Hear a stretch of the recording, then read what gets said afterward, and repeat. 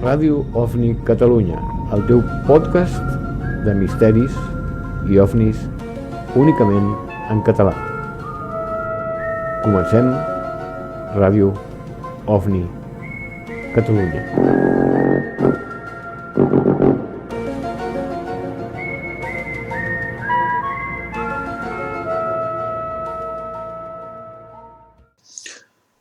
Hola, benvinguts a Ràdio OVNI Catalunya.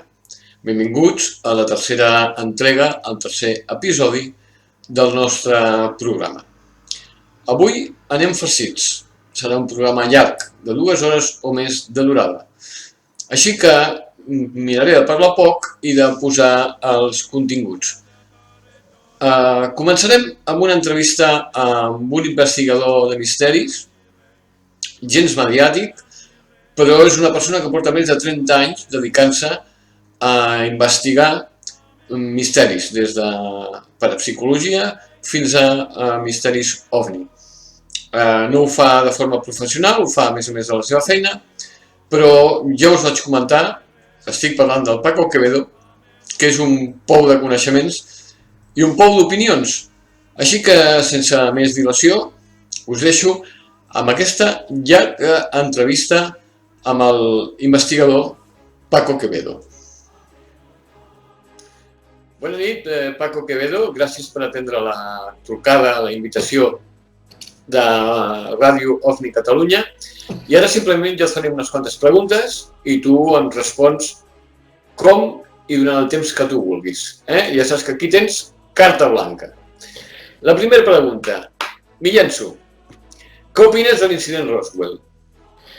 Bueno, el incidente Roswell, me alegro que me hagas esa pregunta. Porque, bueno, es la referencia, ¿no? Es lo que marca el inicio de el estudio de este fenómeno que se ha llamado OVNI. Y bueno, pues la era moderna empieza ahí. Quizá empieza unos meses, un poquito antes. Curiosamente, Kenneth Arnold, un mes antes es cuando bueno, pues habla a través de los periódicos al mundo del avistamiento de aquellas luces o aquellos objetos que se movían como platillos rebotando sobre el agua. Dicen que él bautizó el fenómeno como platillos volantes, pero fue un periodista que al oírle describirlos así, pues bueno, evidentemente estaba describiendo platillos que eran capaces de volar. Además, por su forma, que casi llegaba a ser la de un plato. En realitat, Paco, ell el que deia és que es movien com a plats llançats a l'aigua. Sí. I per això d'aquí l'assumpció per part dels periodistes de plats voladors, perquè com que ell va dir que eren com plats llançats a l'aigua, que fan aquesta d'això, doncs mira, plats voladors y ya está, clar. Segueix. Efectivamente, así fue. Él tuvo este aviador, piloto aficionado a volar con su avioneta, pues se encontró con una formación de 9 objetos que eran prácticamente circulares, aunque en la definición en la parte tenían un semicírculo y la parte final era con una especie de media luna, una forma hasta entonces desconocida para moverse por el aire. Bueno, no del todo, ¿no? Porque había, curiosamente, nos vamos remontando hacia atrás y nos encontramos que los nazis habían tenido unos diseños muy similares, yo diría que prácticamente los mismos, que luego además fueron rescatados en el futuro, hacia la década de los 70-80 por los estadounidenses.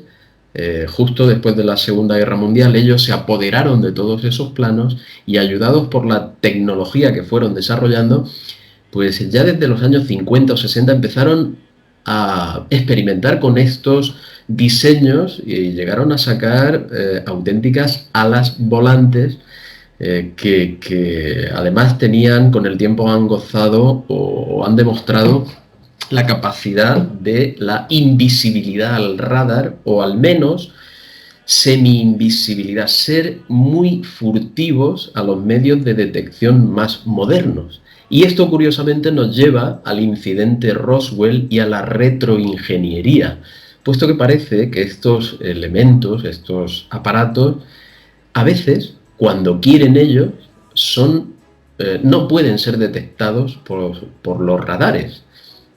En esa retroingeniería, si existió verdaderamente el incidente de Roswell y allí se estrelló una de estas naves de procedencia desconocida, posiblemente de otra civilización, si quiere entramos a desmenuzarlo, a lo mejor los americanos consiguieron, a través de retroingeniería o ingeniería inversa, copiar o emular esa capacidad que tendrían estos aparatos. És possible. Bueno, m'acabes de xafar la segona pregunta. Bueno, la tercera, que et volia preguntar si tu creus que existeix la tecnologia inversa o retroenginyeria. Però abans de respondre'm amb això, enllacem a l'incident Roswell amb l'Àrea 51. L'Àrea 51, tu què creus? Que és un lloc on hi ha restes de naus desconegudes allà emmagatzemades i fins i tot éssers extraterrestres allà capturats? O en realitat és una tapadora per fer les proves dels nous aparells voladors dels Estats Units o totes dues coses? Què opines tu? Yo creo que puede ser ambas cosas sin ningún problema. Es suficientemente grande el territorio del que disponen allí los Estados Unidos. Groom Lake y el Área 51 son contiguas y están dentro de la gran base de Ellis.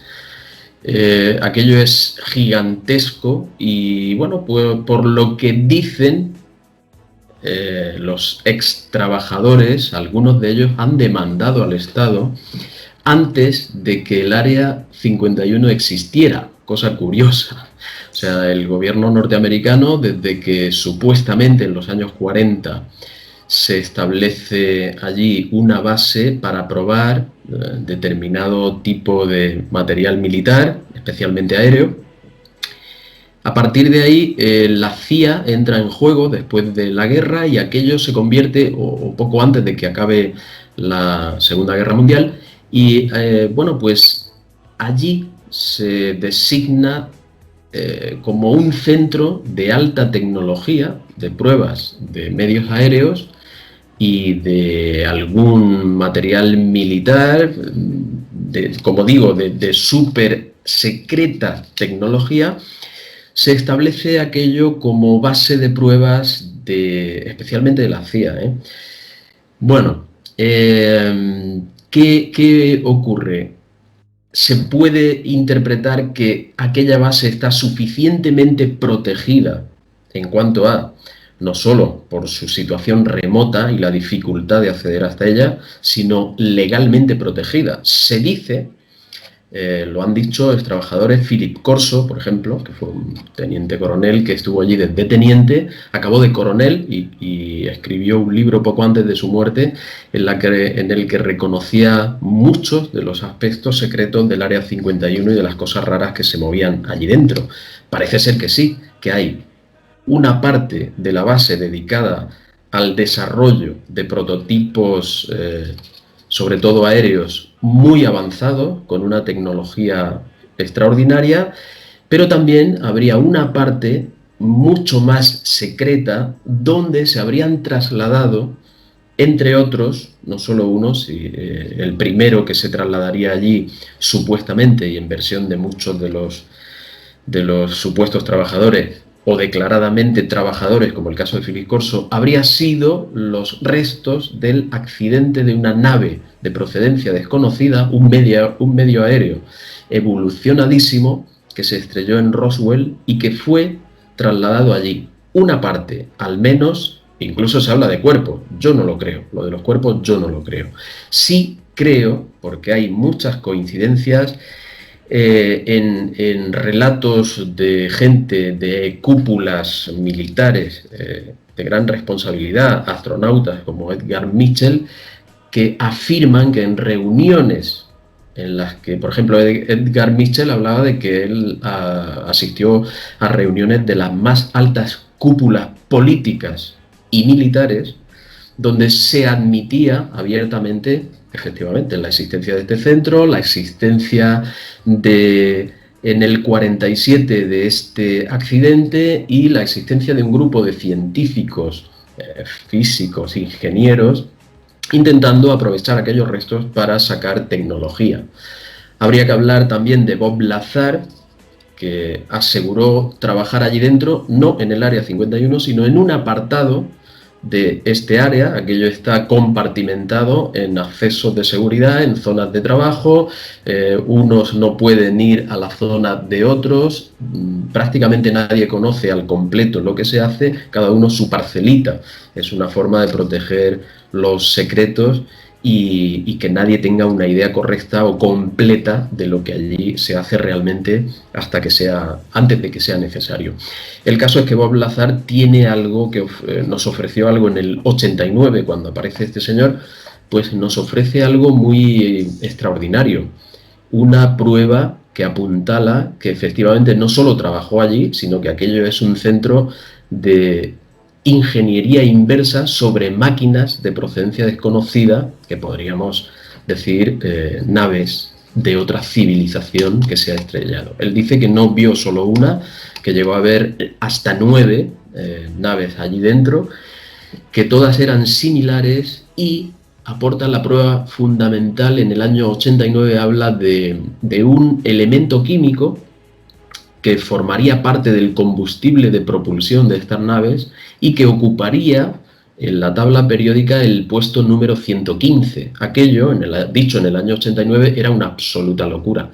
No una absoluta locura porque la ciencia va avanzando, pero sí estaba absolutamente fuera de todo lo imaginable, incluso por los físicos más avanzados. Te puedo decir que hasta el año 91, 2 años después, no se lanzó la teoría de la posibilidad de desarrollar sintéticamente elementos químicos que ocuparan los puestos más allá del uranio. Los elementos transuranianos son muy difíciles de conseguir y de hacer que sean estables el suficiente tiempo para aprovecharlos. Estos elementos químicos, este hombre, Seborg, me parece que se apellidaba, que fue premio Nobel, dijo en el 91 que él se atrevía a pronosticar el descubrimiento o la sintetización de elementos hasta el 112 o quizá el 114. Bueno, pues 2 años antes, alguien como Bob Lazar, al que todo el mundo tachó de loco, fantasioso, que ni siquiera había estudiado, pues se atrevió a decir que él había trabajado con un elemento químico que ocuparía el número 115 de la tabla periódica y que era real y tenía unas propiedades radiactivas muy importantes que eran aprovechadas por el sistema de propulsión de esta nave.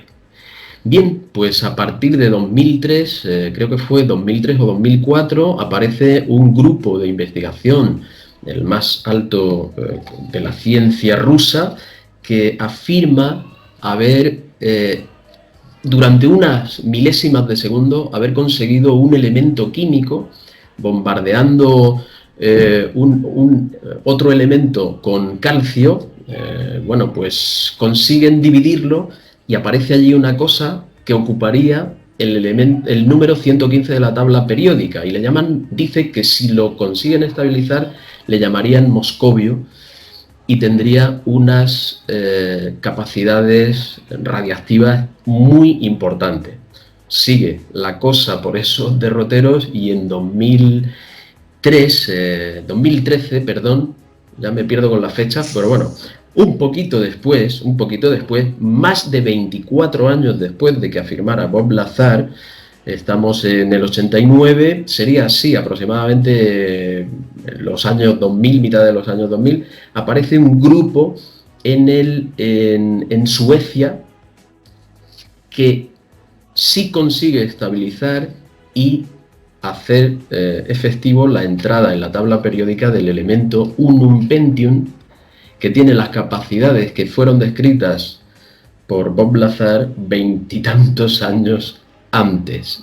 ¿Cómo es posible que alguien que no sabe nada, que es un fantasioso charlatán, a decir de la ciencia, pueda describir algo como esto? Es como si tú y yo ahora nos ponemos a describir un elemento químico y sus propiedades para dentro de 20 y tantos años. ¿Quién se atreve a hacerlo? Yo creo que ni siquiera un físico sería capaz de hacerlo, ¿no? Entonces, ahí hay una cuestión a ser considerada en cuanto a la afirmación de Bob Lazar de que trabajó en un área súper secreta dentro del área 51 llamada S4 y que allí había... ¿por qué iba a mentir en esto? O sea, ¿por qué iba a dar un detalle tan desconocido y tan ajeno a su tiempo como la existencia de este elemento químico? Y bueno, pues ahí está esa información que avalaría que allí pudo o puede estar conservada los restos de una nave que cayera en 1947 a finales de junio o principios de julio, porque no se tiene una información concreta. Se dice que fue el 2 de julio, pero también dijo el ranchero Mac Brassel, creo que se llamaba, que él había observado una tormenta eléctrica hacia el 20 de junio y que después fue cuando, paseando por su rancho, se encontró unos restos extraños. Esto pudo ocurrir a principios de julio y no lo comunicó hasta unos días después al sheriff. Y a partir de ahí se forma toda la historia que ya conocemos, ¿no? Entran los militares, en un primer momento dicen abiertamente que aquello es una nave de procedencia extraterrestre o desconocida, que no es del ejército, pero que se ha estrellado allí, que son unos materiales muy extraños, y no lo dice cualquiera. Como todos sabemos, lo dicen militares de alto rango, de altísimos conocimientos, que además trabajan en contraespionaje, trabajan en cuestiones secretas y tienen pues habilitaciones, son aviadores muy experimentados. Son gente que, oye, no es como un colegial que llega allí y dice lo primero que le parece. Sabe distinguir lo que es el resto de un globo aerostático o de un globo sonda o de un globo de estos de meteorológicos. Yo creo que hasta tú y yo seríamos capaces de distinguir este tipo de material de otra cosa desconocida, digo yo, ¿eh?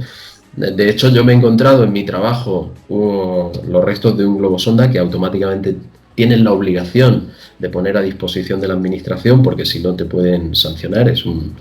Es una cuestión grave quedarte con este tipo de objetos, y se ve a la primera. O sea, no hace falta estudiar nada, ni hacer una ingeniería, ni nada de nada. Entonces me pregunto qué necesidad tendrían aquellos militares de jugarse el bigote mintiendo, inventarse algo como que un globo sonda y dar una nota de prensa diciendo, oye, es que hemos visto unos restos que corresponden a algo desconocido y son una nave. No dijeron cualquier cosa, es que aceptaron que era una nave extraterrestre, o podía serlo.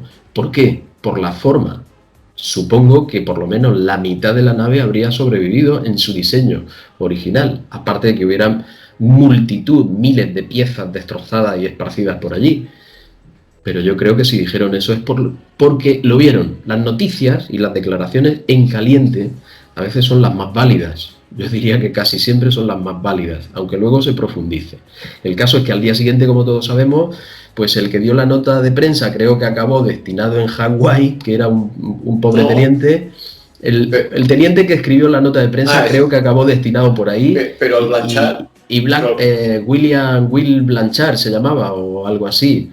Este se tomó unas vacaciones de 2 semanas, desapareció del mapa, y bueno, pues el ejército terminó con aquello diciendo que el misterio había terminado porque era un simple globo aerostático. La historia acaba ahí y muere en unos pocos días. Y no se revive, la historia no revive hasta 30 y tantos años después, ¿eh? O sea, 70, esto ha sido... ¿A 74 o 75? creo que fue en el 78 y fue Stanton Friedman quien lo resucitó, porque una de las hijas de uno de los implicados tenía una inquietud. Por lo visto había hablado con su padre y su padre le había afirmado que aquello no era ninguna broma, que aquello fue real y que lo que se estrelló allí no era ningún globo aerostático. A partir de ahí hubo una presión sobre el gobierno y el gobierno americano, el ejército, quiso darle carpetazo diciendo que no, que aquello iban a liberar un secreto que era el proyecto Mogul, que eran estos globos estratosféricos que pretendían, era un proyecto por lo visto diseñado para detectar cuándo la Unión Soviética conseguía su primera detonación nuclear. Efectivament. Bueno, qué curiosidad que el proyecto Mogul no duró nada y lo finalizaron mucho antes de que la Unión Soviética realizara su primer test nuclear. Es decir, fue algo que no sirvió para nada. El proyecto Mogul lo diseñan como algo muy barato, muy preciso, porque detectaba las ondas que producen estas detonaciones, pero lo finalizan mucho antes de que los rusos consigan. No lo entiendo. O sea, ¿esto qué era? Parece más bien un proyecto diseñado para tapar el incidente Roswell. Hi ha un parell de curiositats sobre l'incident Roswell, ja tornem al principi, que és que aquest grup de militars que van participar amb la recollida i explicació de l'incident Roswell no estaven destinats a Roswell perquè venien de molts llocs diferents. Tots els que hi van participar venien del grup d'aviadors que van participar amb el projecte que va finalitzar amb el bombardeig d'Hiroshima i Nagasaki.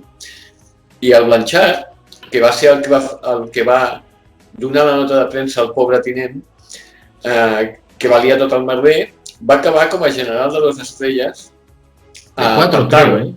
Sí, murió allí de un ataque al corazón. Exacte. I en canvi, el general de Fort Worth, que va desmentir aquella falsa identificació, al cap de pocs anys es va avorrir de les destinacions que li donaven, va deixar l'exèrcit i es va dedicar a l'empresa privada i ni tan sols pots trobar el seu historial militar als historials oficials de l'aviació americana. En canvi, el Blanchard sí que els trobes, però dins del seu currículum mai ha estat destinat a Roswell. No apareix. Sí. I va acabar sent el que manava on manava l'altre. És a dir, va acabar sent no sé com li diuen, el que més manava a Fort Worth, un parell d'anys o 1 o 2 anys després de l'incident Roswell. O sigui, imagina't les contradiccions que n'hi ha en tot aquest tema. I a més, la base de Roswell va ser la primera base que va tenir els primers bombarders nuclears, que no vol dir que hi haguessin bombes atòmiques, els primers bombarders nuclears de tots els Estats Units, el qual ja enllaçaria amb aquella vella tradició dels ovnis d'aparèixer a llocs on hi ha algun rastre de bombes atòmiques. I després un altre punt, i et deixo el protagonisme, que jo soc molt enraonador. Sembla ser que a Roswell va haver un altre incident ovni, perquè hi ha un document que tu segurament coneixes, que és el document Hotel, que és el nom d'una persona, no es refereix a un hotel, en què es descriu un accident d'un aparell ovalat, en aquest cas sí, amb tripulants petits de metro i mig. Suposo que n'has sentit a parlar d'aquest document. O sigui que a Roswell es veu que va haver més d'un incident. ¿Tú tienes conocimiento, tienes información de aquests temas o...? Yo creo que eso es una invención. Sí, yo creo que eso es un adorno. Lo de las criaturas de metro y medio, todo esto, los cadáveres, supuestamente, yo creo que forma parte de... Mira, ellos tenían que alejar a la prensa. Tanto en un primer momento, lo dieron por finalizado con el globo sonda, se cayó y efectivamente a uno de los de los responsables lo fueron ascendiendo, le dieron premios para que callara, supongo yo. Me da a mí la impresión de que, como tú dices, fue mucho más premiado que el gran responsable de la base, el otro general, que se quedó ahí, y este llegó a estar en el Pentágono con grandes responsabilidades. Bueno, pero necesitaban, como digo, alejar a la prensa. En un primer momento lo consiguen y diseñan los proyectos que todos conocemos, el proyecto Signo, el proyecto Grunge, el proyecto Libro Azul, sobre todo el Libro Azul, donde lo que se pretende es desacreditar todo eso. A partir del 47 ocurre algo que abre los ojos del gobierno americano, creo yo, pero también de otros gobiernos, porque hay que hablar, este incidente de los humanoides, yo creo que no, que esto se ha rescatado después, se ha empezado a hablar a raíz de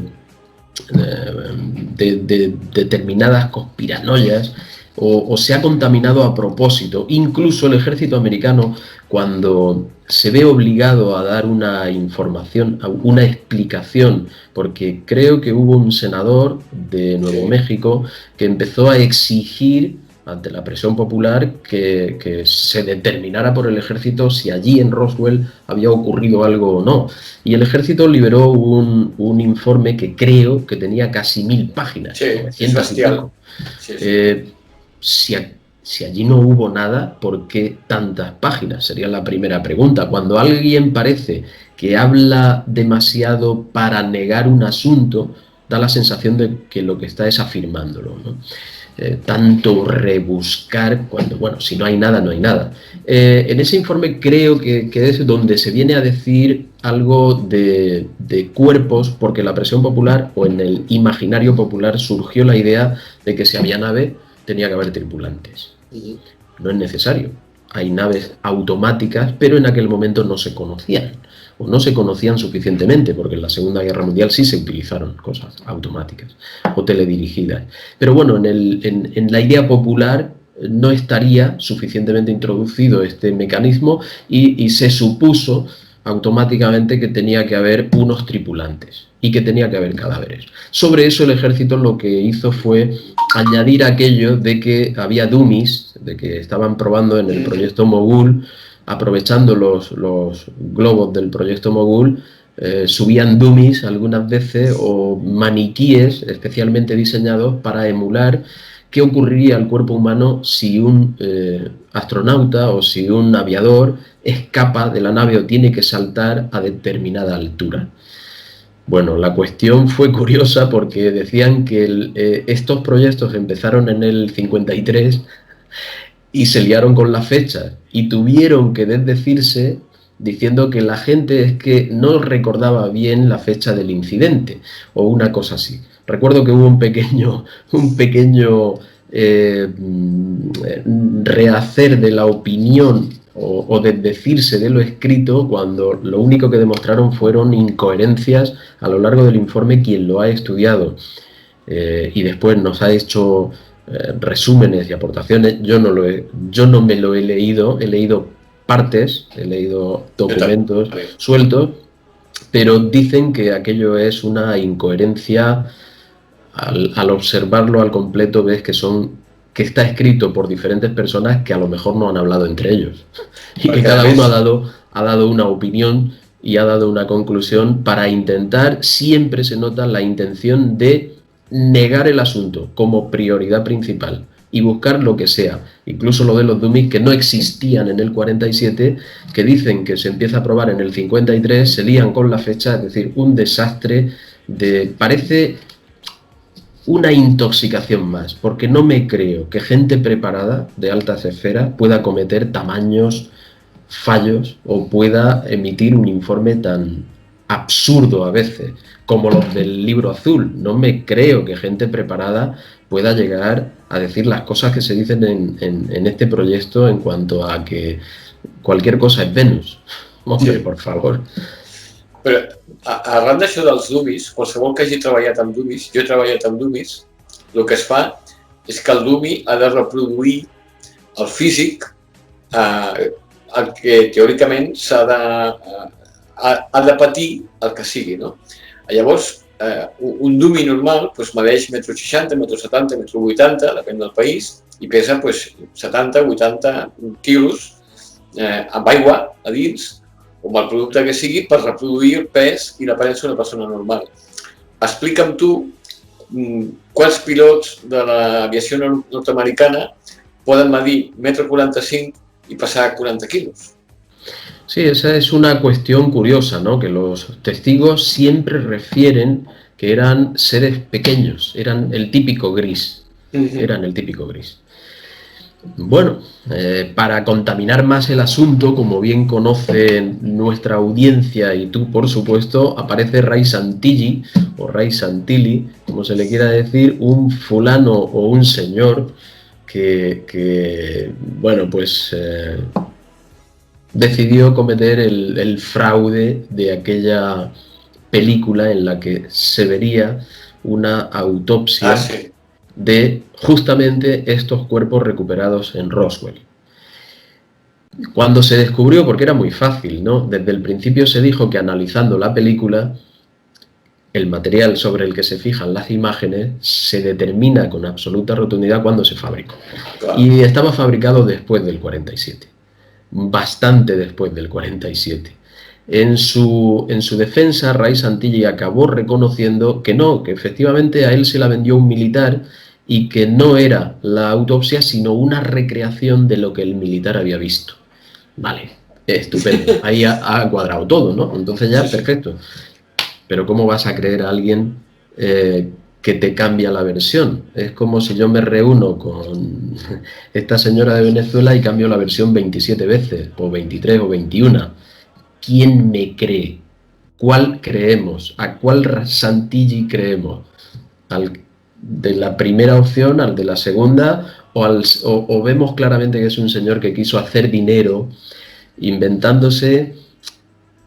¿O quizá alguien le propuso contaminar más el asunto, desacreditar? Porque esto al final, quienes lo diseñan, yo creo que saben, conocen cuál va a ser el resultado, conocen que van a ser descubiertos, va a ser descubierta la mentira, y saben que eso, después de la euforia que se produjo en un principio, multitud de países compraron aquello y lo dieron como una gran primicia y nos tenían a todos en el 95, yo el primero, allí esperando a que saliera la autopsia de Roswell. Y cuando la vi se me vino todo al suelo. Es que lo ves, no hace falta nada para ver que aquello es una pantomima, es un fracaso absoluto y es una tomadura de pelo. Mucha gente al ver esto, cuando luego aparecen investigadores serios que demuestran que la película no es de la fecha y que todo es un burdo montaje, pues dice, oye, es que esto del fenómeno OVNI es una basura. Y ese es el objetivo de quien lo diseña, lo piensa y lo ejecuta. Yo creo que está, desde el 47 hay claras órdenes para ocultar y desprestigiar hasta donde sea posible el fenómeno en sí. Toda la casuística tiene que ser otra cosa.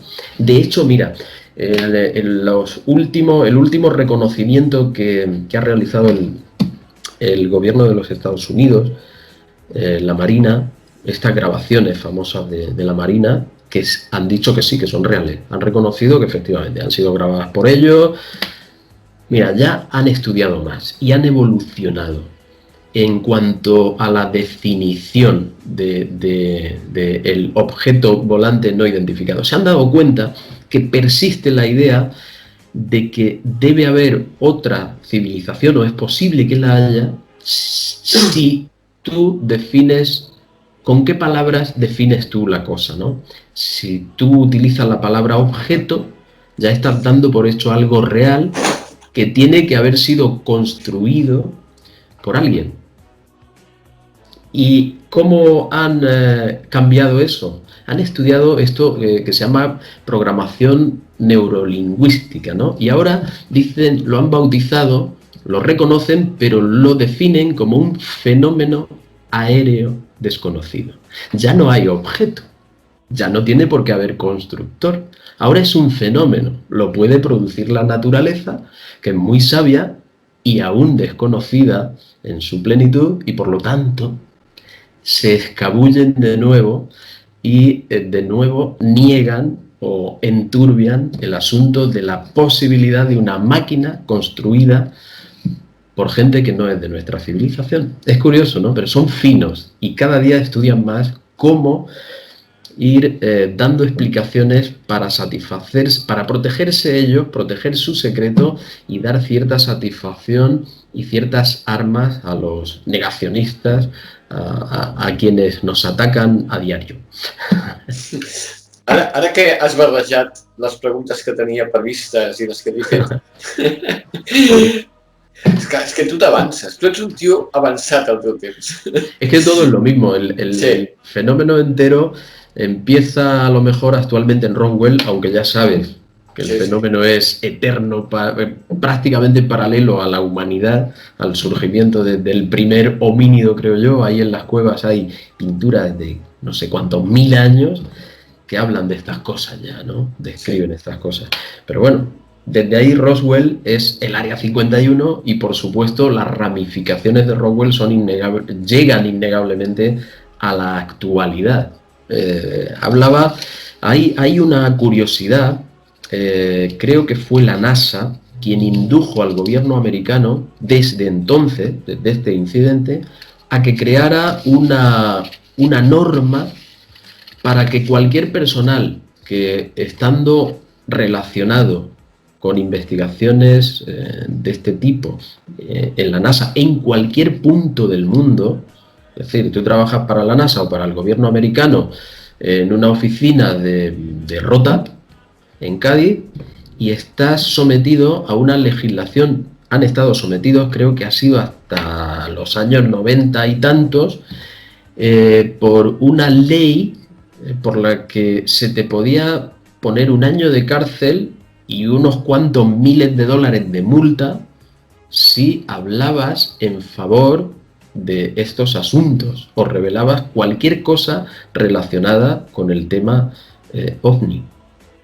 La quitaron porque bueno, era un abuso tremendo, pero aunque la han quitado, esa normativa la han quitado, existen contratos de las compañías particulares que firman contratos con el gobierno americano, especialmente de aviación, donde hay una cláusula por la que te piden silencio absoluto sobre este tipo de cosas, te pueden fulminar, despedir en el acto y sin ningún tipo de indemnización.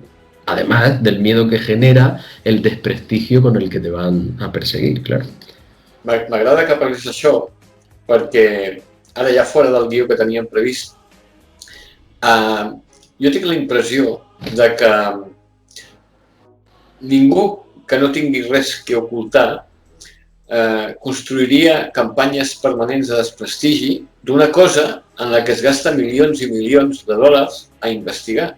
És a dir, fa tota la impressió de que volent ocultar la fenomenologia OVNI en campanyes de desprestigi, creant extreballadors que moltes vegades dius com pot ser que aquest tio faci tantes conferències existint aquesta llei que pots anar a la garjola i no li passi res, si realment no hi hagués res darrere del fenomen OVNI. És a dir, fa la impressió que hi ha una campanya permanent de desprestigi del fenomen a través de presumptes extreballadors que presenten teories absolutament increïbles i no els hi passa res. I per l'altra banda, paral·lelament, la mateixa administració es gasta milions de dòlars per descobrir, per investigar, per saber més d'una cosa que ells mateixos diuen que no existeix. És com una cosa poc comprensible, diria jo, ¿no? Bueno, forma parte del gran teatro OVNI que a veces es tan absurdo cuando lo miras en perspectiva, todas partes, sí, en todas partes del mundo. No hemos hablado de que 1 año después justo de Roswell aparece el incidente de Kapustin Yar en la Unión Soviética, donde ocurre algo muy parecido. Por lo visto en este caso los rusos han querido pintarlo como que un MiG se enfrentó a un cilindro y este cilindro fue abatido por un misil del MiG, a la vez que el MiG era alcanzado por un rayo de este aparato que volaba con cierta problemática, fue detectado por los radares.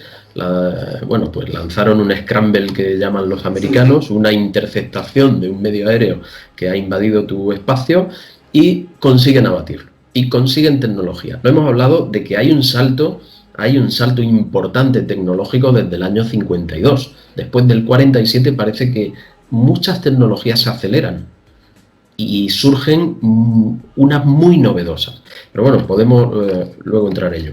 El caso es que, lo que te decía, esto parece formar parte del espectáculo de la negación, de la desacreditación y de la incoherencia permanente, que como bien dices, los gobiernos implicados, sin darse cuenta, entran en ella, no son tan listos.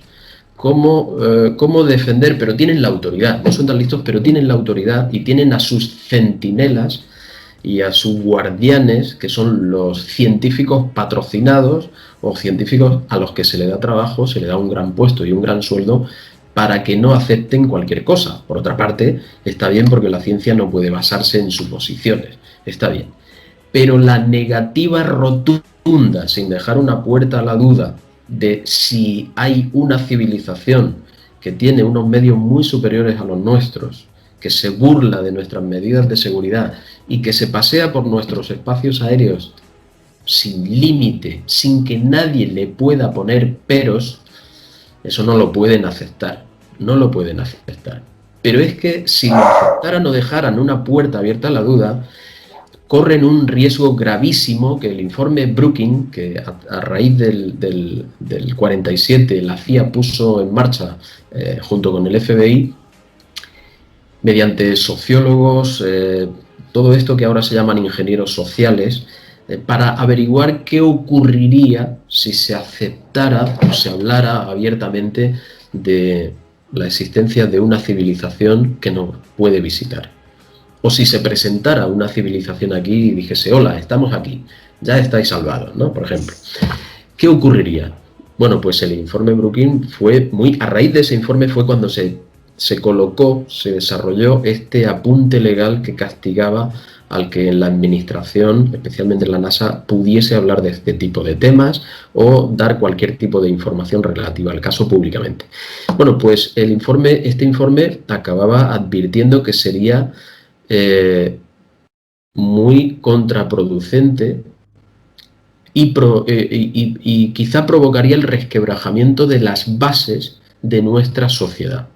Hablamos de que afectaría a la religión y a las creencias, hablamos de que afectaría al sistema político que llevamos aquí, porque nos preguntaríamos qué otros sistemas políticos lleva esta gente que nos visita y no son como nosotros desde el punto de vista de querer quedarse con aquello o con aquella tierra a la que llegan, y sobre todo un sentimiento de unidad porque como decíamos el otro día en el programa que hicimos con Ticó, yo dejaría de ser español o europeo, otro dejaría de ser americano para ser de la tierra. ¿Por qué? Porque habría una civilización que sería de otro planeta. La idea de pertenecer al mundo, como dijo Einstein, yo soy un ciudadano del mundo, esa idea es muy peligrosa y le puede quitar el trabajo al político. El político se basa en la división, quiere su parte de poder. A él le da igual que existan 18.000 fronteras en todo el mundo o 350 países, es más, lo necesita. Él quiere su parcela, en la que poner sus fronteritas y ser alguien. Y si eso desaparece, pierde su trabajo y el político pierde el sentido. Muchos de ellos, tendría que haber muchos menos, ¿no? Los que administraran el planeta. Hoy día dicen que la ONU podría ser una semilla de esto, pero es mentira. La ONU está condicionada y vetada permanentemente por las grandes potencias. y no es nada. Es útil, es muy útil en un mundo como el nuestro, donde 2 guerras mundiales han matado a cientos y cientos de millones de personas. La ONU pinta algo, pero no es la idea que podemos extraer de lo que dicen estas supuestas civilizaciones cuando contactan. Y el informe Brookings se centró en eso, en que lanzar esa idea a la población puede ser muy peligroso en todas las bases que soportan la estructura de la sociedad que conocemos, especialmente en la política. Por lo tanto, hay que protegerse, amigos, y tienen que diseñar planes, todos los del mundo, y meter a los investigadores más avezados para enturbiar este tema. No vaya a ser que sea verdad que hay otra civilización que efectivamente no es colonizadora porque ha superado este ardor guerrero que tenemos en la nuestra y este pequeño salvajismo que aún conservamos. No vaya a ser que nos unamos y pierdan el trabajo. Hay que desacreditar esta idea. De fet, jo sustento la teoria de que els estats, tal com els coneixem ara, que podrien ser d'altres maneres, són hereus de l'època feudal, en la que el senyor feudal defensava militarment a una població. Correcto. I l'Església administrava espiritualment la tranquil·litat d'aquella mateixa població. Incluido el feudal. Sobretot el feudal. Claro. Clar, si treus aquesta seguretat, és dir, accepto que hi ha una civilització que obliga el meu planeta, al meu espai aeri, a la meva terra, i no ho puc evitar, tot aquest concepte feudal que hem heretat se'n va en orris i la gent diria, per què pago impostos? Claro. ¿Tú por qué pagas impuestos? Perquè em defensin, no? Porque es obligatorio. I per seguretat, per tenir policia, per tenir exèrcit, per tenir fronteres. Claro, tendríamos que cambiar el concepto de que nos obliguen a una cosa a hacerla voluntariamente por bondad con otros. Efectivament. O sea, cambias los conceptos y consigues una sociedad que ya no va a necesitar de un político que le diga lo que hacer, porque se va a centrar en valores que son universales, el ser humano nace con ellos. Se pueden potenciar, se pueden enturbiar o se pueden neutralizar y sacar otros, los malos. Es un peligro. El tema OVNI y el mensaje que da el personal que viaja a bordo de esas naves. Porque fíjate, yo estoy intentando recordar y sinceramente no recuerdo a ningún contactado que diga se bajó del platillo y me dijo que había que machacar al pueblo de enfrente o había que... No conozco esos mensajes. Entonces no vaya a ser que esto sea verdad y, oye, nos volvamos buenos y la liemos. De fet, hi ha una contactada amb la que jo vaig tenir molt contacte, valgui la redundància, que és la Virginia Dagmar, que és veïna teva, quasi bé. La entrevisté.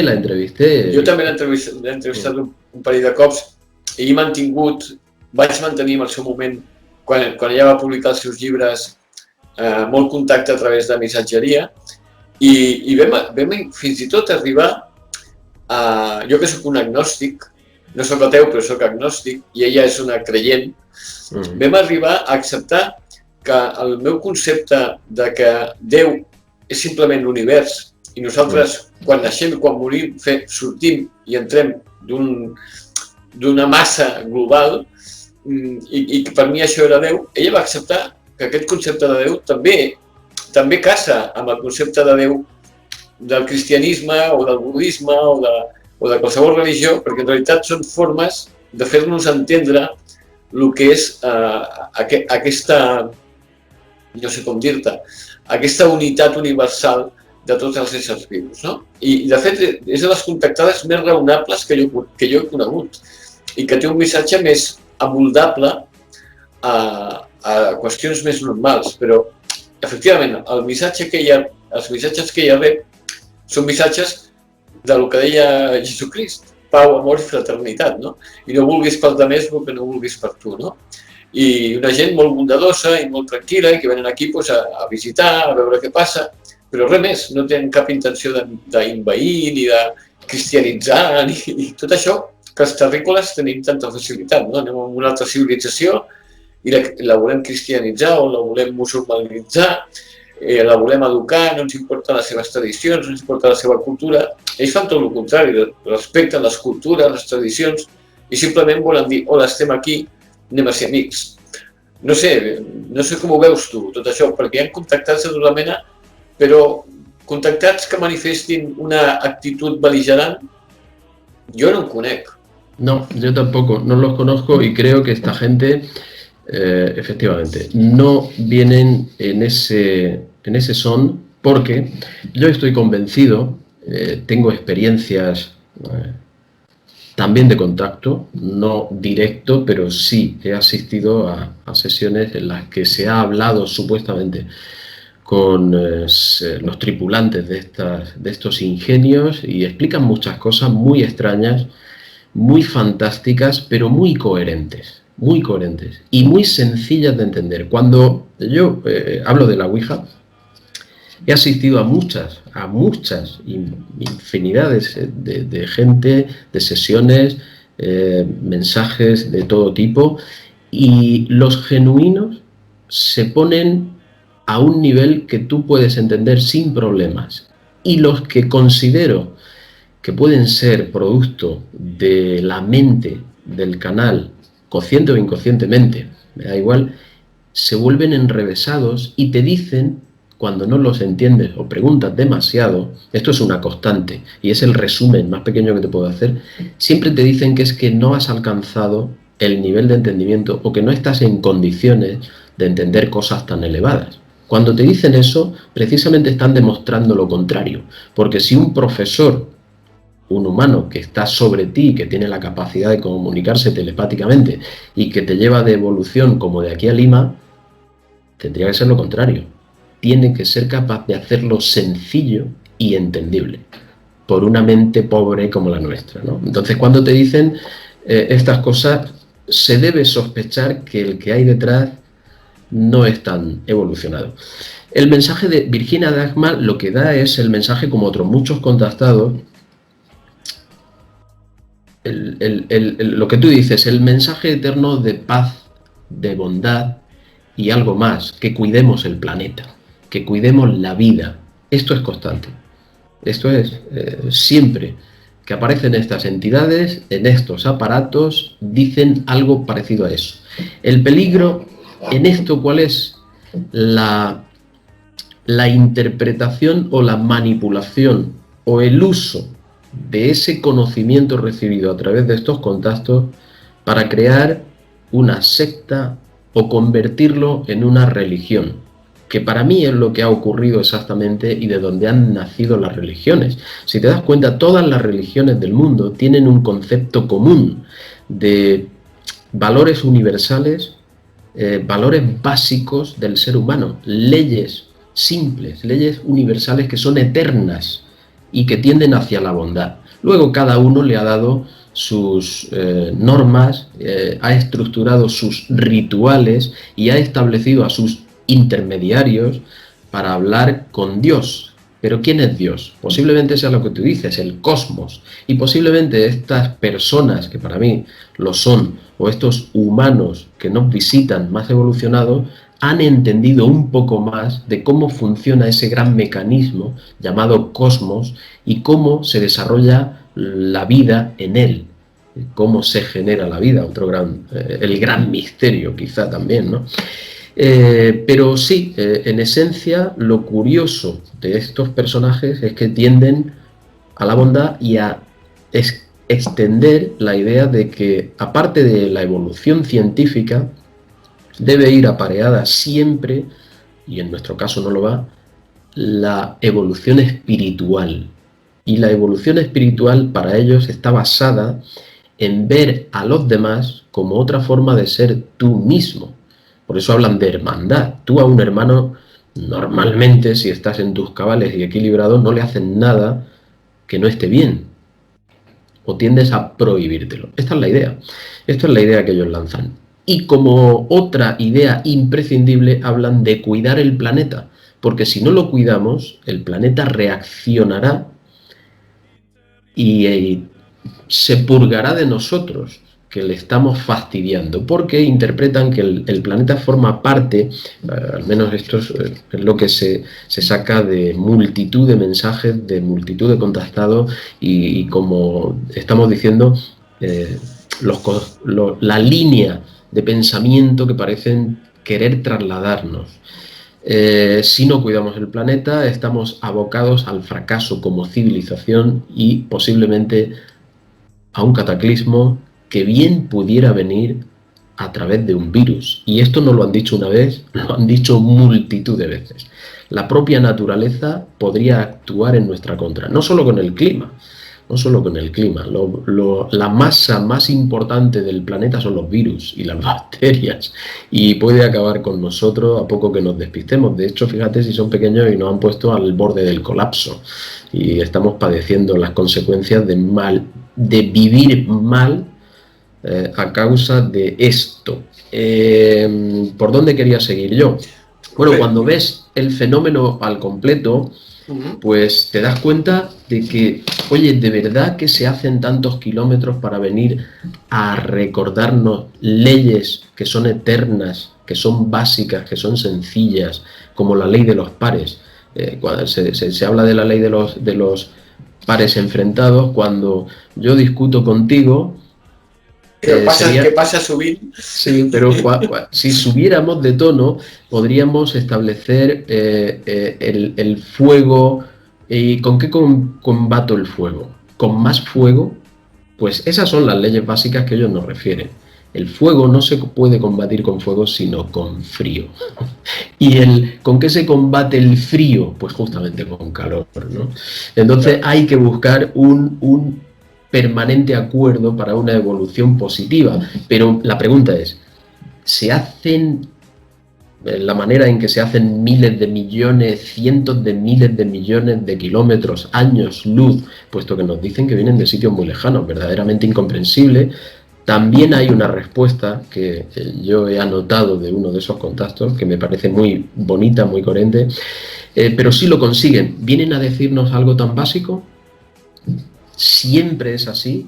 Bueno, habría que ver el concepto y habría que ver que quizá nosotros estamos en el mismo barco que ellos, y a lo mejor ellos no pueden presentarse abiertamente y tienen que dejarnos a nosotros con nuestras responsabilidades, y solo vienen a estudiar cómo se desarrollan las sociedades, dónde se tropieza, para cuando surja otra sociedad como la nuestra, poder dejarle detalles sin inmiscuirte para resolver ningún problema, puesto que si no, no aprendemos de nuestros errores, es como mejor aprendemos. Pues a lo mejor su idea o su necesidad es estudiar cómo la mente humana va desarrollándose y cómo acaba desarrollando sus sociedades y llevándolas al fracaso o al éxito, y quizá dejando apuntes a lo largo de toda nuestra historia para que tomemos nota e intentemos evitar el mal camino. Es simplemente un acto más dentro de esa bondad que les caracteriza, y no pueden hacer más. ¿Por qué? Porque no es su sociedad, ellos ya tienen la suya. Nosotros tendremos que llegar a su nivel si somos capaces de superar momentos como este, por ejemplo. Jo tinc la teoria de la por a l'efecte dominó. És a dir, l'univers, tot l'univers té un equilibri propi. Moren planetes i estrelles i neixen planetes i estrelles i galàxies per natural, no? Però clar, què passaria si una civilització com la nostra engega una batalla nuclear, esclata el planeta, perquè és el que passaria, esclataria el planeta i es crea un efecte dominó que desestabilitza una galàxia, com la Via Làctea. Com afectaria això la resta de galàxies i la resta de formes de vida? I clar, ells volen protegir aquest equilibri i venen per veure si entenem que si ens comportem com un virus, o matarem el cos, que és la Terra, o la Terra es desfarà del virus, que som nosaltres. Intenten impedir ambdues coses, diguéssim. Clar, és més una missió de salvaguardar la seva pròpia vida i la vida de l'univers que no preocupar-se d'un minúscul planeta que està en un raconet que no es cregui l'efecte dominó. És una teoria meva que és un disbarat segurament, pero yo es una teoría que siempre la defenso. A mí no me parece un disparate, yo creo que puede ser una de las causas. ¿Por qué no? Oye, estamos en un equilibrio muy preciso y a la vez muy inestable. Cualquier cosa que varíe la órbita de nuestro planeta puede afectar gravemente a todo el sistema solar. Y puede haber un cataclismo que, como tú dices, sea un efecto dominó. No lo decimos nosotros, eso lo dice la ciencia, la astronomía. Está todo tan perfectamente sincronizado que cualquier cosa que ocurriera por un mal uso de la tecnología nuclear en nuestro planeta, muy posiblemente afectaría a la Luna y con ello podría crear un desequilibrio que afectara al resto del sistema solar. No lo sabemos y mejor no saberlo. O sí lo sabemos y mejor saberlo. Porque te digo una cosa, desde el año 47 que ocurre esto, curiosamente se desarrolla la tecnología y curiosamente nunca más se vuelve a utilizar la tecnología nuclear en ninguna guerra. Podían haberlo hecho con bombas más pequeñas para acabar con guerras como la de Vietnam, que les costó muchísimo dinero, vidas humanas, políticamente, en todos los aspectos. Y Corea, y no se les pasó por la cabeza. No solo a ellos, a ningún otro país del mundo que tiene potencia nuclear. ¿Por qué ha ocurrido? Mira, esta es mi teoría. Dices que la tuya es disparatada, verás tú la mía cuando la oigas. Mira, yo creo que estas inteligencias se preocuparon mucho cuando abrimos la lata del poder nuclear. Lo detectaron enseguida y acudieron como moscas aquí en pro de que eso no se volviera a utilizar jamás. Y posiblemente hubo reuniones al más alto nivel con las potencias que podían tener o de hecho ya tenían la capacidad de generar armas nucleares. A cambio de tecnología, el compromiso permanente de desnuclearización, de no uso civilmente otra vez de la tecnología nuclear y de desarrollar tecnología nuclear, pero de manera controlada y progresivamente ir deshaciéndose de ella. Yo creo que esto fue un compromiso, porque fíjate, el incidente de Roswell, al año casi justo, el incidente de Kapustin Yar, es decir, os regalo tecnología, no la regalaron, hubo que realizar ingeniería inversa, pero hay un salto tecnológico innegable desde el año 52. Se desarrollan cosas como la fibra óptica, se desarrollan transistores que estaban estancados, se desarrolla la tecnología de resonancia magnética nuclear de un uso impresionantemente importante dentro de la medicina. Se desarrollan una serie de tecnologías que ayudan hoy día a que la humanidad viva mucho mejor con una comodidad social superior a la de entonces, con unos medios tecnológicos muy superiores que a lo mejor hubieran llegado, pero hubieran tardado el triple de tiempo.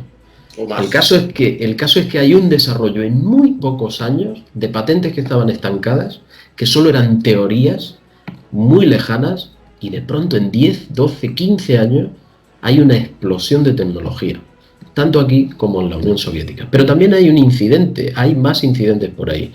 En Gales, en el Reino Unido, hay un incidente similar. Y se supone que también ha caído allí algún aparato. A la vez que dan tecnología a cambio de un supuesto o un posible... sobre esto podríamos hacer un programa muy bonito, porque dicen que hay incluso un presidente del que se habría acreditado que no acudió al dentista por una urgencia médica, sino que acudió a una reunión de este tipo, y que luego daría con esta supuesta cesión de determinados medios, hacer caer una nave antigua, con tecnología para ello muy antigua, quizás sacada de un museo, pero que a nosotros nos ayuda a cambio de ser un poco menos mortíferos y un poco menos salvajes. Me parece que podría ser, en mi cabeza entra, pero es que en mi cabeza entra casi de todo. Sí. Tengo una ventolera tremenda.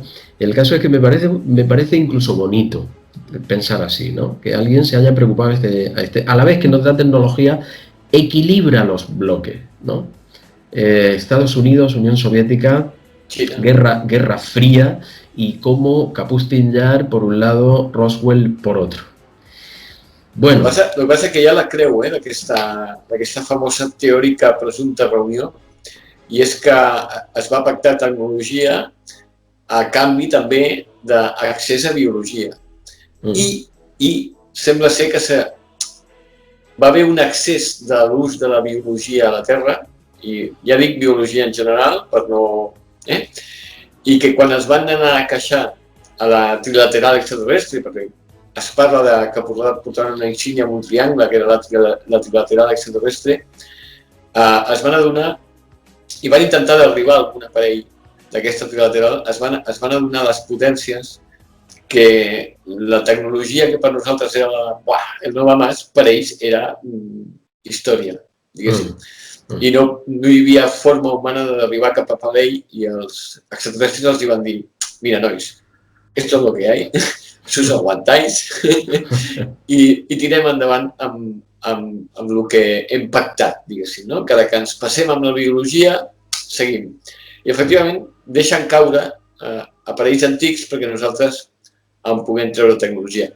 Ja per acabar, per no abusar de la teva paciència, l'última pregunta, que ja l'has abordat tu una mica, que és aquest reconeixement de la Marina nord-americana i del Pentàgon, d'aquests fenòmens aeris que van gravar caces nord-americans d'un portaavions, crec que era del Nimitz, algun dels casos. Què els ha portat? Perquè gravacions de caces no són les primeres. Ja havien hagut moltes abans i mai han reconegut aquest fenomen aeri desconegut, i ara l'han reconegut. Hi ha gent que fins i tot posa en dubte que aquestes gravacions siguin autèntiques i que fins i tot sigui una nova forma d'enredar el fenomen OVNI. Tu què opines? Per què ho han fet?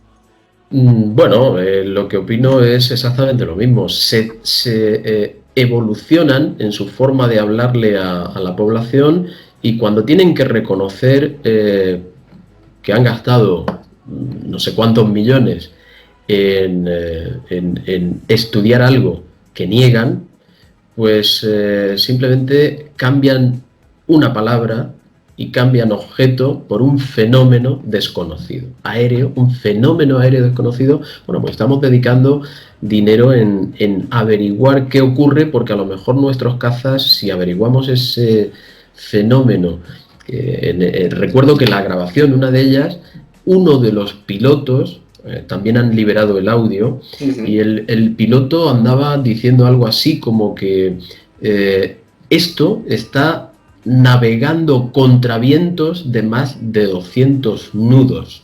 Recordemos que un nudo en el aire son, como en el agua, 1852 metros, o sea, casi el doble. Si son 200 nudos, estamos hablando de 380 kilómetros por hora de viento. Oye, cuando te hablan de un huracán de 200 kilómetros por hora, es peligrosísimo, te va a arrancar la casa y todo lo que tengas por ahí se lo va a llevar en el tejado. Y hablan ellos de casi 400 kilómetros por hora, y hay algo que está navegando en contra y lo están grabando, pero dicen que es un fenómeno aéreo desconocido y se libran.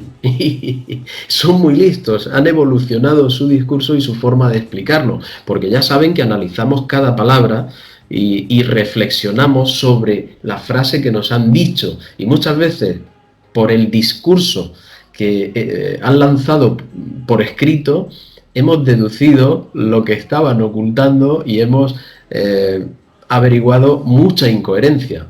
En este caso te cambian el objeto y ya no hay nadie detrás, porque si hay un objeto que se mueve en la atmósfera, tiene que haber una inteligencia, alguien que lo haya pensado, diseñado y construido. Si es una potencia extranjera, estamos en peligro.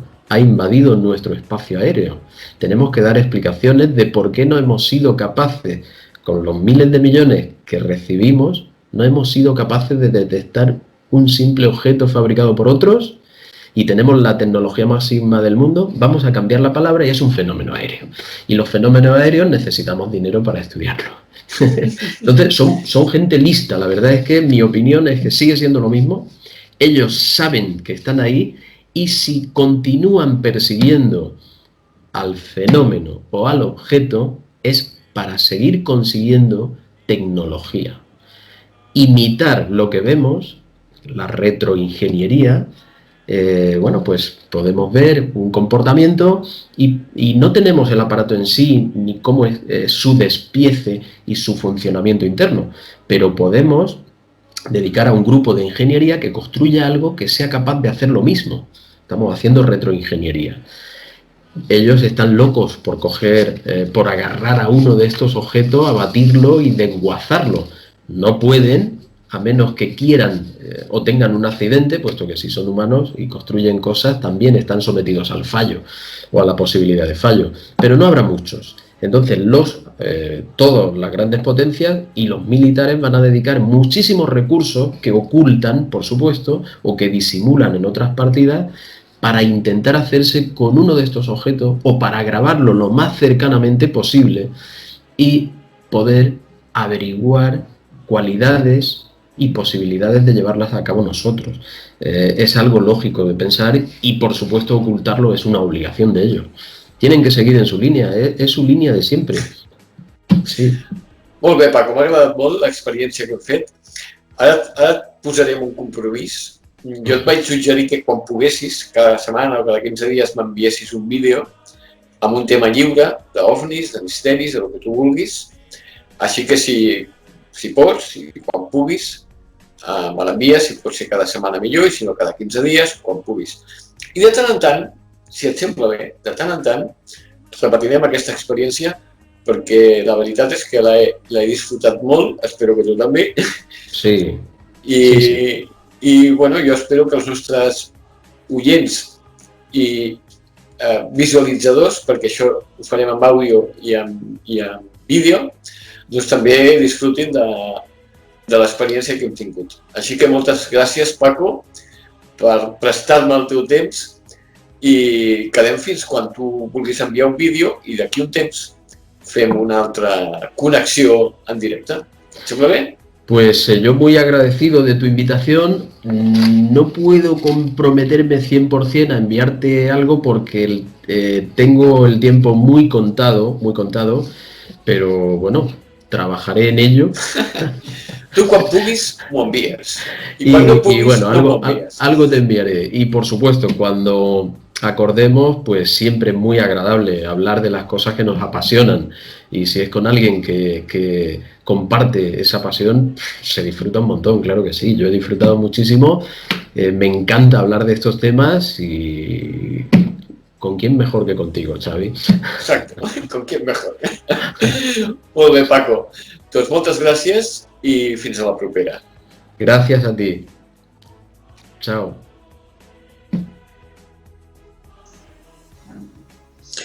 Bé, espero que l'entrevista hagi estat del vostre interès, que l'hagueu gaudit, com la vaig gaudir jo mentre la feia. I ara recuperarem una cosa de fa 7 anys.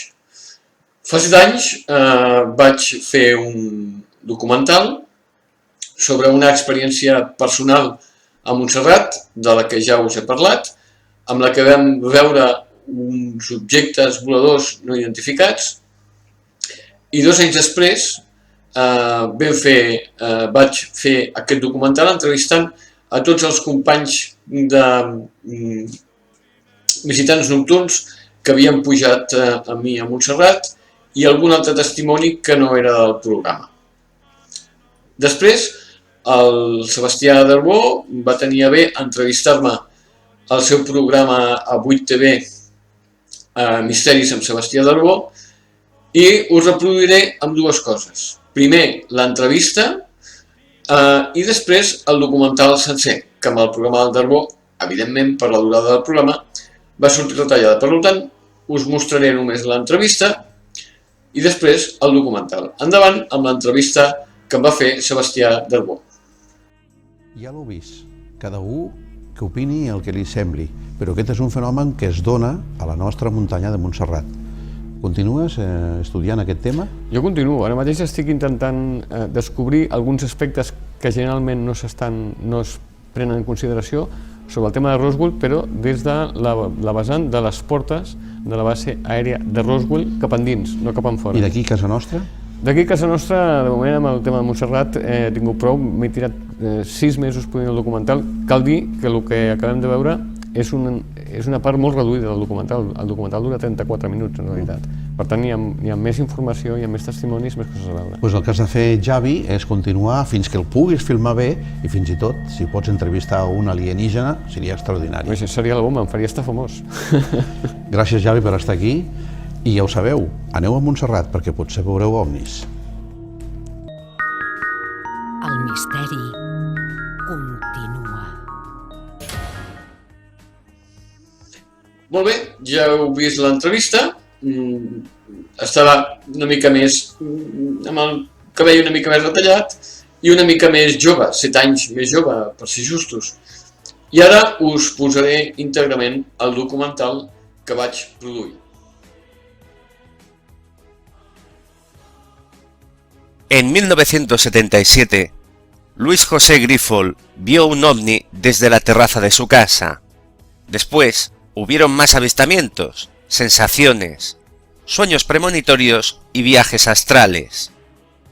Poco después, Grifol decidió elegir un enclave desde el cual poder tener un contacto visual periódico con estos visitantes. Decidió que Montserrat era un buen sitio. Eligió un punto concreto y un día concreto, el 11 de cada mes. 36 años después, cientos de personas acuden cada día 11 a lo que ya se conoce como la explanada ovni de Montserrat. En este documental reuniremos algunos testigos presenciales de un avistamiento que tuvo lugar hace casi 2 años, el 11 de agosto de 2011. Sobre qué fue lo que se vio allí hay diferentes explicaciones. Todo depende de con quién se hable. Nosotros no pretendemos dar una respuesta. Solo queremos escuchar a varios testigos, oír su experiencia y saber qué creen que vieron.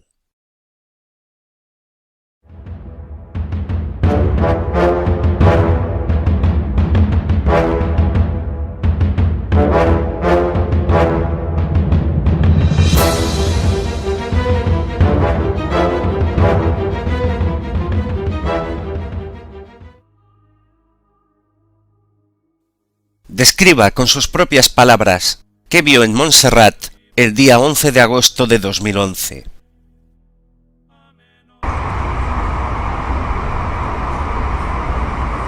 Bueno, pues ese día, 11 de agosto, acudimos a la montaña de Montserrat con unos amigos, movidos pues bueno por las ganas de ver si podíamos ver algún avistamiento.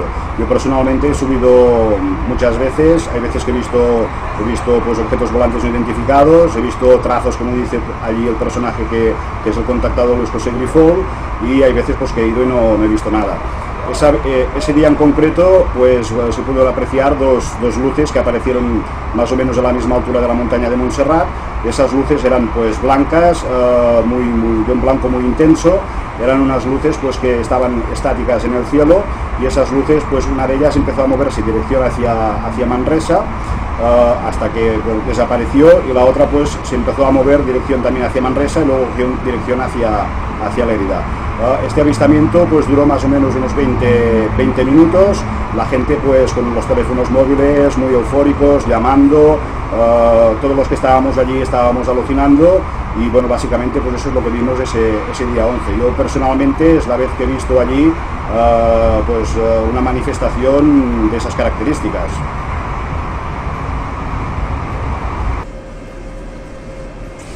Nosotros acudimos a la montaña de Montserrat por el llamamiento que hacía Luis José Grifol cada día 11 de cada mes, para en una explanada en concreto pues ver ovnis. Y mucha gente, de hecho mucha gente es la que a día de hoy y durante mucho tiempo ha subido a Montserrat, y nosotros desde el Cazador de Oyentes, que es este programa de radio, y dentro de una sección que se llamaba Visitants Nocturns, que tocaba todo el tema ufológico, pues se decidió hacer un reportaje y subimos allí en modo de reporteros. Entonces, después de dar muchas vueltas por la montaña y demás, buscando la esplanada, entre el monasterio y el Bruc, la carretera que lo une, pues yendo por esa carretera, pasados los 2 primeros túneles que hay, si no me equivoco, en una bajadita el coche que iba delante mío, yo era el que conducía el segundo coche, puso las luces de emergencia y frenó, redució y llegó a pararse. Entonces yo, extrañado, fui a pitarle, fui a decirle que por qué no avanzaba y vi que señalaban todos los ocupantes al lado derecho de la montaña. Entonces fue cuando yo y los demás acompañantes de mi coche miramos hacia lo que es la falda de la montaña y la llanura que hay delante, y había algo, un objeto, que no sabría decirte si era muy grande y estaba muy lejos o muy pequeño y estaba muy cercano, pero no era un objeto que tenía que estar ahí, era algo que no tenía una forma típica que yo te pueda decir era un avión o era lo que sea, era una cosa ahí de unos tonos como de color neón, por lo que yo recuerdo, así un brillante, que no es eso que pasaba desapercibido y demás, y estuvimos un rato observándolo, eso se movía, cambiaba de dirección, hacía una cosa extraña y nada, vimos que venían más coches por la carretera, tuvimos que reprender la marcha porque estábamos colapsando la vía, ya escasos, no llegó 1 kilómetro que avanzamos más, que ya estaba la explanada en cuestión, habían coches al lado derecho de la carretera, dejamos el nuestro y al llegar a la explanada observamos que la gente estaba observando lo que nosotros habíamos visto desde un punto, yo creo, incluso más cercano, porque allí ya en la explanada se veía un puntito en la lejanía que se movía diferente a una estrella, pero yo te aseguro que en la carretera lo tuvimos o muy cerca o la perspectiva que tuvimos fue una perspectiva diferente a la que tuvimos arriba, en la explanada.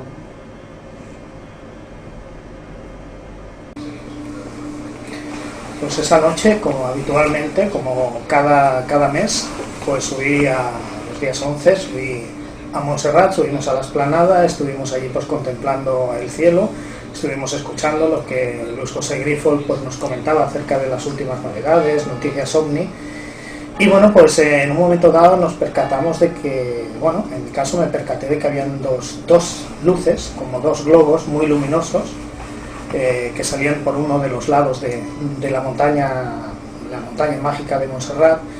Y era muy curioso porque aquellas luces en principio pues pensábamos que eran algún tipo de globo aerostático, pero hacían unos recorridos a veces rápidos, a veces se apagaban, a veces se encendían, subían, los veíamos a una numerosa altura. Incluso recuerdo que unos amigos de Lleida que también habían venido pues comentaban que aquello era extrañísimo, ¿no? Y ellos sí que están más metidos en tema ufológico. La verdad es que a mí me extrañó muchísimo, sobre todo porque se apagaban, se encendían, se veían, se volvían a dejar de ver. Era algo pues para mí muy extraño y que nunca me había percatado, ¿no?, en estas reuniones de los días 11. Bueno, pues el día 11 de agosto, creo que fue del 2011, fuimos a Montserrat y habíamos quedado el equipo de Radio Pomar para hacer esta quedada con Grifol y toda la cosa de esto que se reúne para ver los supuestos ovnis que se ven una vez al mes. Y recuerdo que íbamos con el coche y ahora no me acuerdo quién conducía, pero iba de copiloto, y cuando íbamos haciendo las curvas de noche, porque estaba muy oscuro, recuerdo que estábamos todos con la broma, jaja, jiji, más o menos normal. Y yo recuerdo que justo cuando estábamos bromeando vimos una luz, que ahora no recuerdo si era una luz azul o blanca, pero era una luz que no podía ser una estrella o algo normal en la noche de Barcelona, era muy brillante y tal. Y yo recuerdo que me quedé callado mientras nosotros aún no se habían dado cuenta, porque no habían visto la luz, y recuerdo que bajé la ventanilla, incluso miré, oh no, mira. Y sí, poco después aparcamos en lo que es la carretera antes de llegar a la explanada y efectivamente un montón de gente mirando al cielo. Entonces divisamos lo que yo creo recordar, una segunda luz, y iban íbamos tirando, iban dando como vueltas. Luego recuerdo también unas personas con un láser, pero se ve que esto ahí es típico, supongo que será para señalar la dirección si ven mirad por ahí, y apuntan con el láser, pero no creo que fuera un truco de láser, la luz era demasiado potente y nada, y fue una experiencia muy buena. Al cabo de unos minutos, no recuerdo cuándo fue, desaparecieron, estuvimos ahí un par o tres de horas y no volvimos a ver nada más, pero fue realmente, creo que impactante.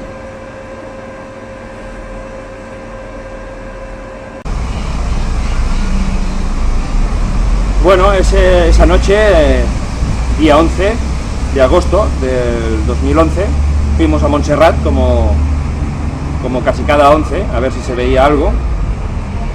Llegamos a la explanada del Grifol, había mucha gente, y casi eran las 12, o casi las 12 o las 12 ya en punto, cuando un crío que había por allí dijo, mira, ahí hay una luz, allí se señalaba al fondo de la montaña, donde está el monasterio de Santa Cecilia, por esa zona. Se veía una luz, yo sí, la vi, y todo el mundo la vio, una luz tenue.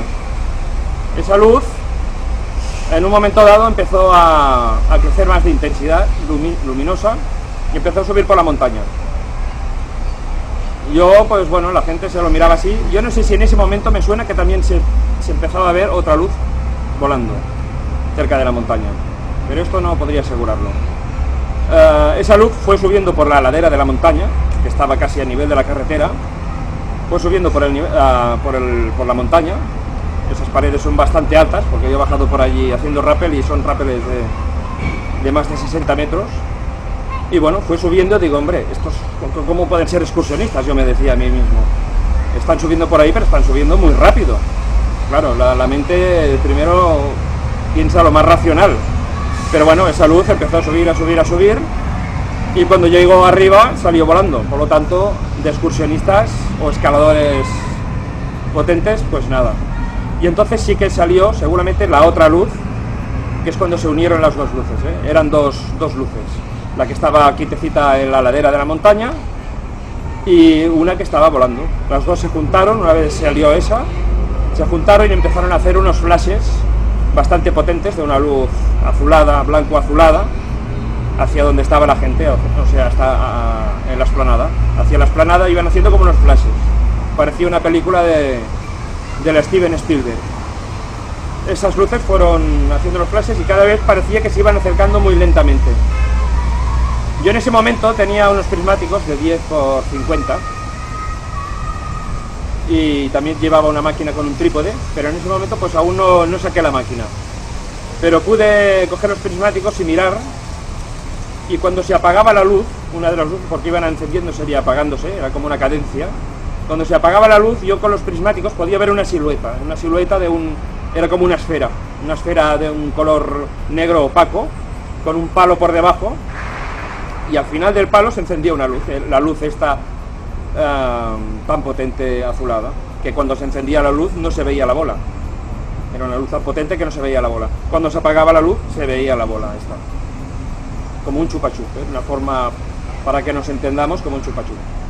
Bueno, después sí que saqué la cámara y pude hacer algunas fotos, haciendo una exposición de 16 segundos, que es lo que permitía la cámara en ese momento, y trípode. Y bueno, esa luz, una de ellas fue viniendo más o menos recto hacia la gente, hacia la explanada, poco a poco, y haciendo una cadencia de luz, ¿no? Iba haciendo un flash. Y la otra luz se mantenía como secundaria, iba más atrás y se fue tirando poco a poco hacia Manresa, la otra luz. Y esta, que era la que digo yo, la jefa, la luz principal, ¿no?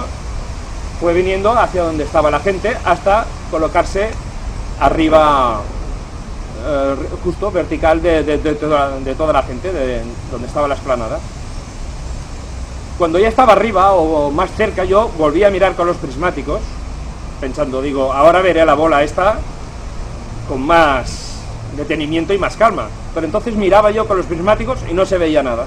Se apagaba la luz, que ya era una lucecita más fina, más pequeña, pero miraba y no veía lo que era la bola. Digo, ostras, pues ya antes la he visto y ahora que está aquí más cerca no la veo. Pues supuse que podía ser un camuflaje del aparato este. Esta lucecita, que cuando estaba lejos era más más gruesa, ¿no? La luz era más potente, pero cuando estaba cerca era más finita la luz. Se estuvo un rato encima de la gente y después dio la vuelta y se fue hacia Montserrat otra vez. Cada vez más tenue hasta apagarse. La que estaba hacia Manresa también iba destellando poco, pero cada vez más fina hasta desaparecer también. Digo Manresa más o menos, supuso que estaría hacia Manresa, ¿no? Igual estaba más cerca de la montaña, no en Manresa, bien. Y bueno, todo junto debió durar entre, no sé, 25 minutos, media hora como máximo, 20-25 minutos.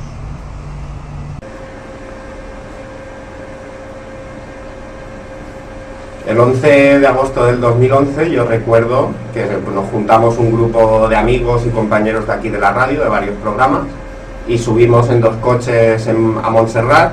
Después de perdernos un poco por los caminos aquellos, logramos encontrar el camino que lleva a la explanada donde se reúne toda la gente, y ya llegando bastante arriba de la montaña, yo iba conduciendo el primero de los coches, íbamos 4 en mi coche me parece, y me parece que fui yo el primero que me pareció ver una especie de luz a una altura bastante considerable y alejada de la montaña.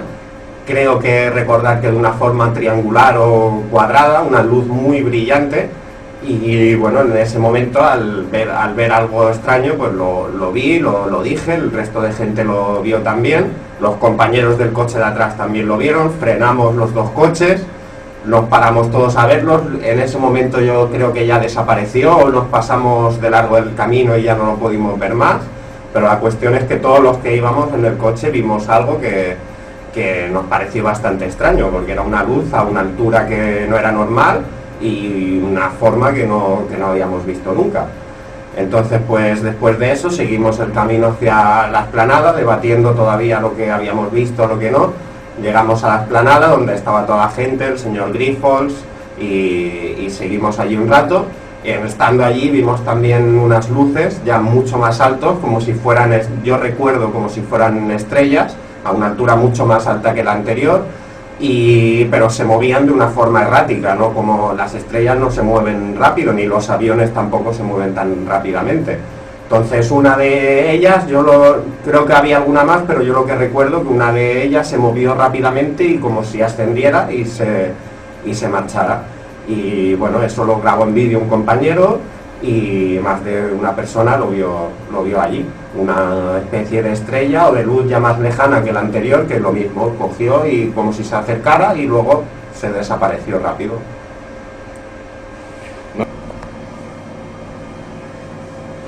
Pues en aquella época yo dirigía y presentaba una sección que se llamaba Visitantes Nocturns, dentro de un programa que se hace en Radio Pomar, que se llama El Cazador de Oyentes, y mi sección, que se llama Visitantes Nocturns, como he dicho, trataba de todo el tema ufológico. Salió a colación toda la historia de Luis José Grifol, que hacía las convocatorias, o que la gente acudía a unas reuniones que él tenía para visualizar ovnis en Montserrat. Y un día nos pusimos de acuerdo, casi todo el equipo del cazador, y decidimos ir a ver qué ocurría allí. En realidad nos desplazamos no solo la mayor parte del equipo de Cazador de Oyentes, sino un par de personas más de otro programa de la casa que también sentían curiosidad por el tema.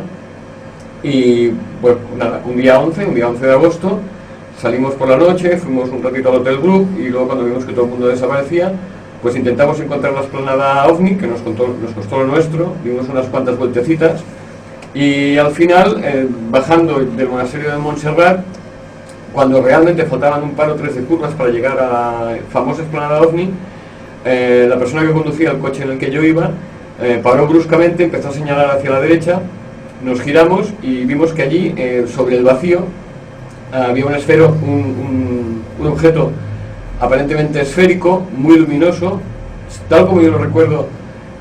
Había diversidad de colores, entre rojos, calabazas, puede que tal vez algo de azul, era como un mosaico de colores y flotaba en el vacío. No sabría decir el tamaño porque no teníamos un punto de referencia, no teníamos idea si estaba muy lejos o muy cerca, pero la impresión es que era un objeto grande, y ya sé que el concepto grande es muy relativo.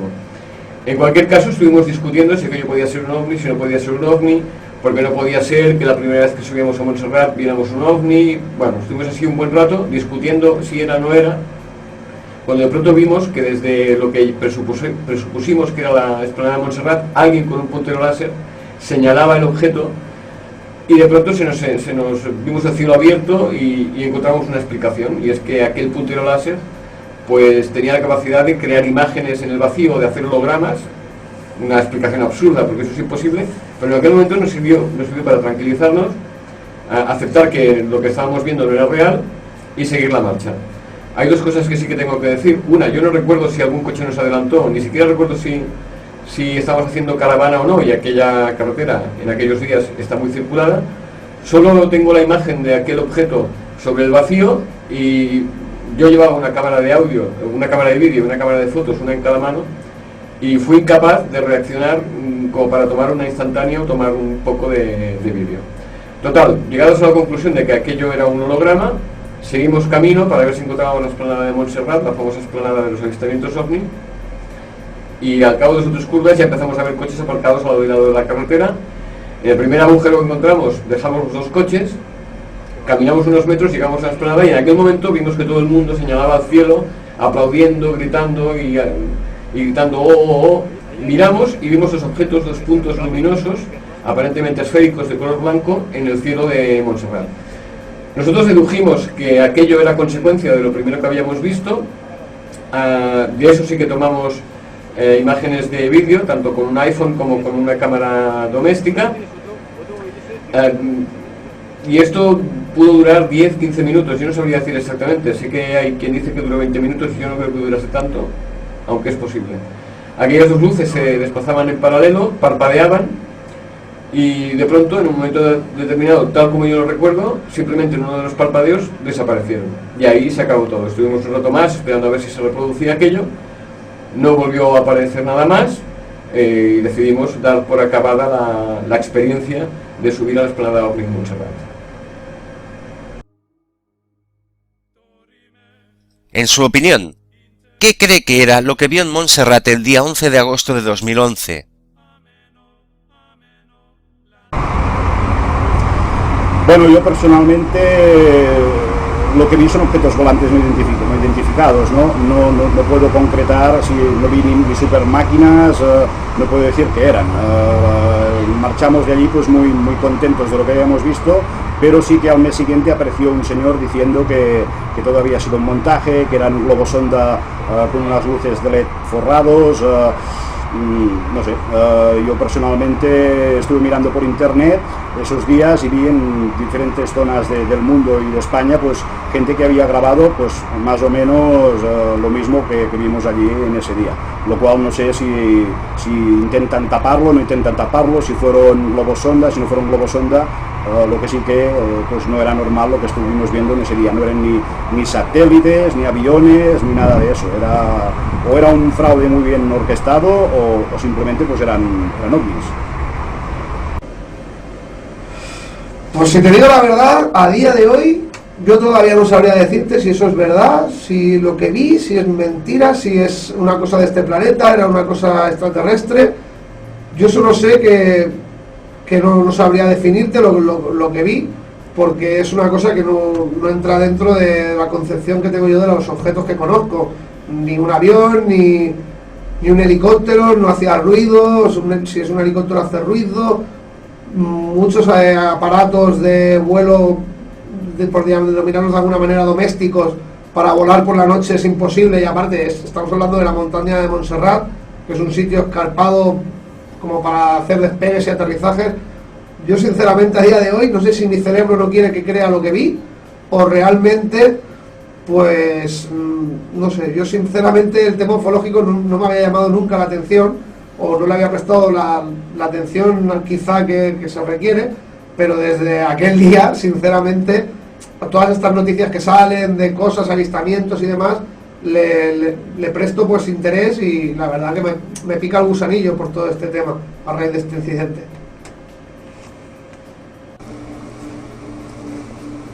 La verdad es que me costaría definir qué era lo que vi, ¿no? Lo que tengo claro es que era algo algo extraño, algo que no puedo asimilar con nada que yo conozca.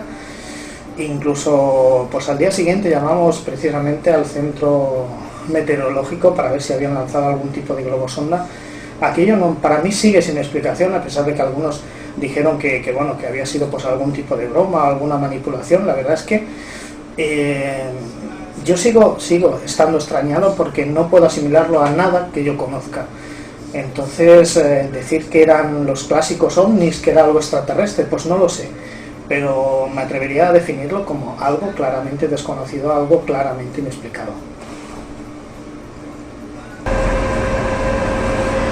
Bueno, yo no estoy seguro si eran ovnis o eran entidades de otro lugar, pero lo que sí que sé es que bueno, todo el mundo se quedó estupefacto y era algo que yo no sé si es un truco para que la gente se reúna ahí.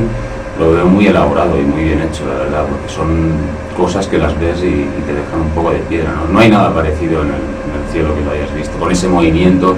Además parpadeaban de una manera, no parecían ser aviones o cualquier artefacto del hombre. Ahora, que fueran ovnis o naves tripuladas, o esto ya no lo sé, no lo puedo decir con seguridad. ¿Qué podía ser esas luces? Yo soy bastante aficionado a lo que es los aviones, aeromodelismo, tengo amigos que tienen parapentes.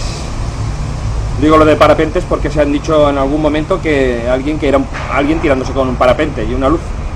Pero yo sé lo que vi y estoy familiarizado con estas cosas y eso no puede ser un parapente. Un aparato de aeromodelismo fabricado por alguien para tirarlo por allí, lo dudo mucho. Llevan motores que hacen ruido, aunque sea eléctrico o a motor de explosión. No creo que eso pueda ser una cosa teledirigida. Avión evidentemente tampoco.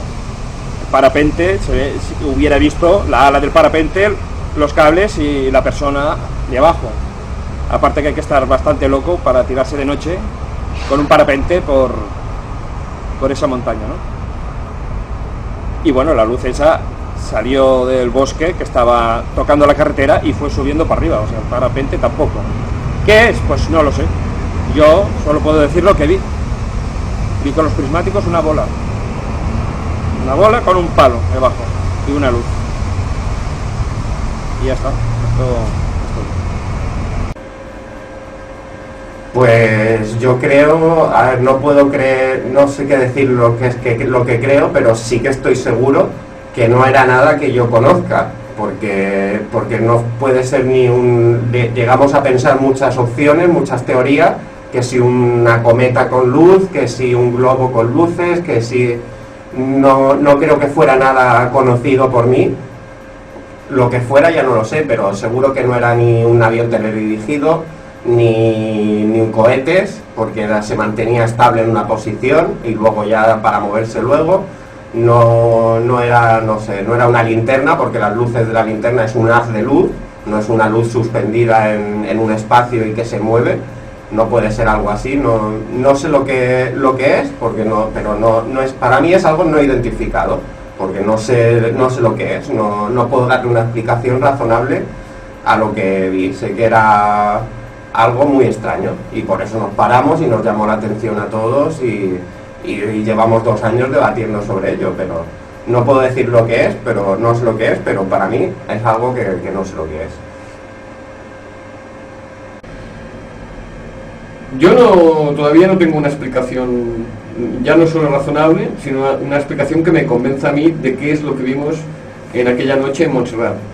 De entrada, porque nosotros podríamos decir que tuvimos 2 avistamientos, el primero que era mucho más próximo y el secundario, el que vio todo el mundo, que era mucho más lejano, pero lo que a mí me crea o me despierta más curiosidad es que no he conseguido hablar con nadie que no fuera las 4 o 5 personas que nos desplazamos aquel día a Montserrat que tuviera aquel primer avistamiento. Todo el mundo habla del segundo, del que vimos ya estando en la explanada OVNI, las 2 luces que parpadeaban, que se movían en paralelo, cada uno según su versión, pero del primer avistamiento no he conseguido encontrar ningún testigo hasta el día de hoy que viera exactamente también lo que vimos nosotros antes de llegar a la explanada.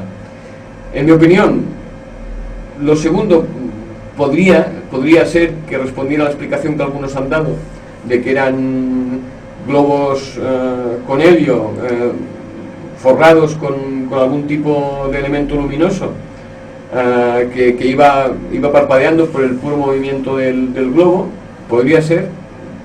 Yo tampoco digo que fuera eso, pero a mí lo que me tiene más desorientado, y desde 2011 que vengo dándole vueltas, es al primer avistamiento, porque evidentemente si era un globo, no era un globo, ninguno de los tipos de globo que yo he visto muchos globos, he trabajado mucho en cine y en televisión y he visto muchos tipos de globos que se utilizan en cine para hacer trucos. Nunca he visto un globo de esas características. Era un globo muy luminoso, pero que en cambio la luz no la sacaba fuera. Era luminoso él de por sí, pero sin iluminar el resto de su entorno, y a eso sí que a día de hoy todavía no le he encontrado una explicación, aunque reconozco que estoy abierto a la explicación ovni y a la explicación terrestre, pero en todo caso las mantendría siempre las dos abiertas, a ver si algún día alguien consigue explicarnos què és el que vimos en Montserrat. I fins aquí el programa d'avui. Espero que hagi estat del vostre interès i que us faci veure i escoltar la propera entrega de Ràdio OVNI Catalunya. Fins a la propera. Ràdio OVNI Catalunya, el teu podcast de misteris i ovnis únicament en català.